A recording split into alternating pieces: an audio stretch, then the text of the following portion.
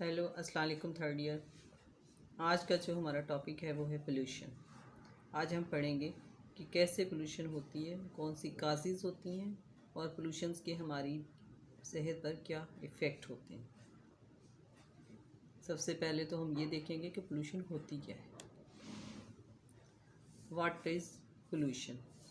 Introducing of harmful particles or contaminants into the environment which has harmful or poisonous effects to our environment is known as pollutions। यानी कि कोई भी ऐसे contaminants जो कि environment में मौजूद हों और हमारी लाइफ को डिस्टर्ब कर रहे हैं और हमें हार्मफुल इफ़ेक्ट्स हमारे ऊपर शो कर रहे हैं, उसे कहते हैं ये पोल्यूशन है। Contaminants are harmful particles are generally waste materials. ये आमतौर पे वेस्ट मटेरियल्स होते हैं जो कि हम ही एनवायरनमेंट में फेंकते हैं, और different forms such as chemical substances are energies. ठीक है, मैं पहले लास्ट लेक्चर में भी बता चुकी हूँ कि जब हम एनर्जी प्रोड्यूस करते हैं तो उससे भी पोल्यूशन काज होता है। Waste materials that pollute airs waters and soil is known as pollutants. कोई भी वेस्ट मटेरियल्स हो जो कि हमारी एयर्स को, वाटर को और सॉइल्स को पोल्यूट कर रहा हो, वो क्या कहलाता है? पोल्यूटेंट्स। ये पोल्यूटेंट्स जो होते हैं इनकी तीन मेजर इसके फैक्टर्स हैं जो कि रखते हैं ये पोल्यूटेंट्स, जिसकी वजह से ये मोर सीवर पोल्यूशंस काज करते हैं। मसलन इनकी देखना चाहिए कि इनकी केमिकल नेचर क्या है, इनकी कंसंट्रेशन क्या है और ये कितनी देर पर परसिस्ट कर रहे होते हैं। केमिकल नेचर से मतलब है कि आया ये बहुत ज़्यादा रिएक्टिव हैं, जैसे आइसोटोप्स वगैरह होते हैं, और भी बेशुमार केमिकल्स होते हैं जो कि मोर पॉइजनस होते हैं। अगर ये ज़्यादा रिएक्टिव होंगे तो ज़्यादा पोल्यूशन काज कर रही हैं। कंसंट्रेशन से मतलब होता है कि इनकी कितनी मिकदार है।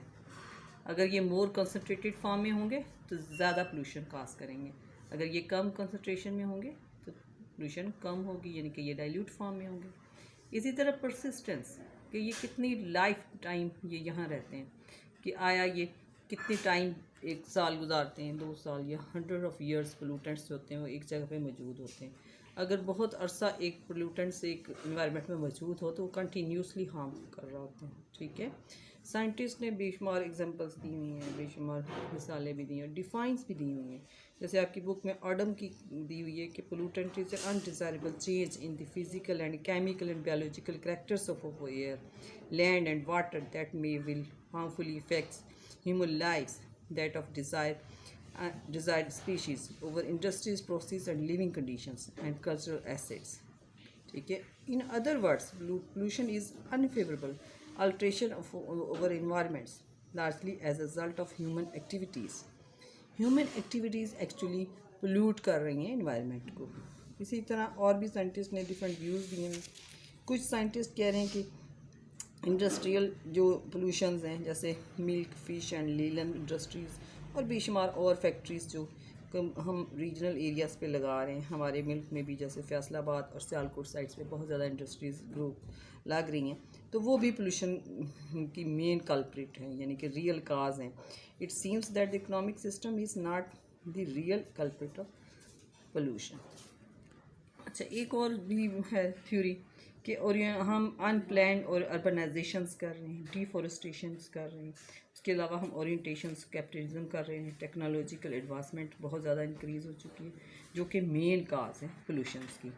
ये सारी वजूहत तो हैं, इस वजह से ज़ाहिर है pollution increase day by day होती जा रही है।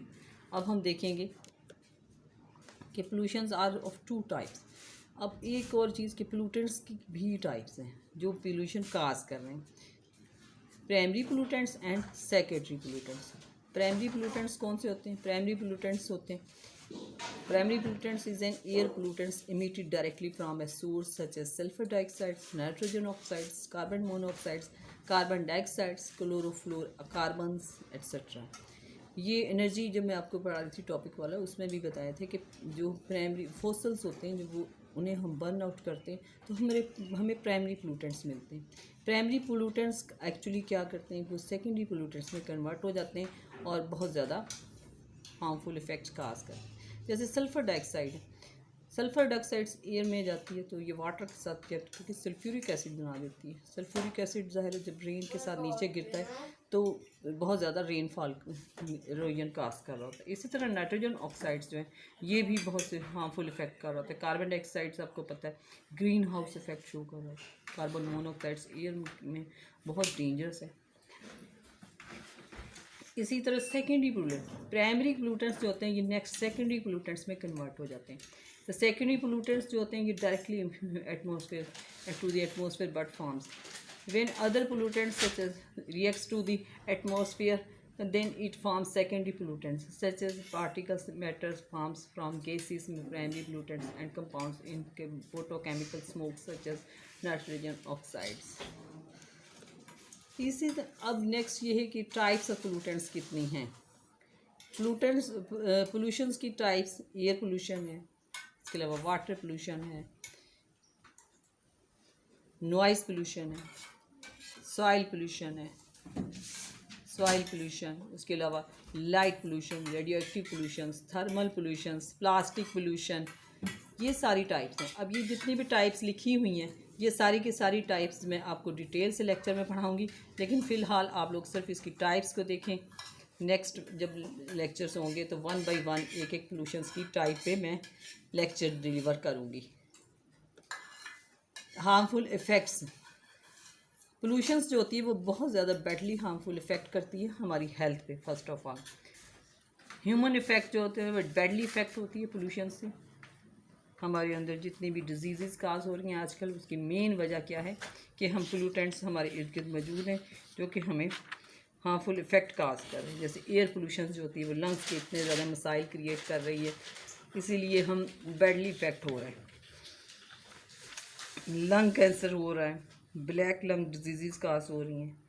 इसी तरह अस्थमा का प्रॉब्लम बहुत ज़्यादा इंक्रीज़ हो गया है, क्रोनिक ब्रोंकाइटिस हो रहा है, पोलन एलर्जी बहुत कॉमन हो रही है, लंग कैंसर बहुत कॉमन है। इसी नेक्स्ट ब्रोंकाइटिस, कफ, सोर थ्रोट्स, वीज़, आई इरिटेशन कॉमनली सीन होती है।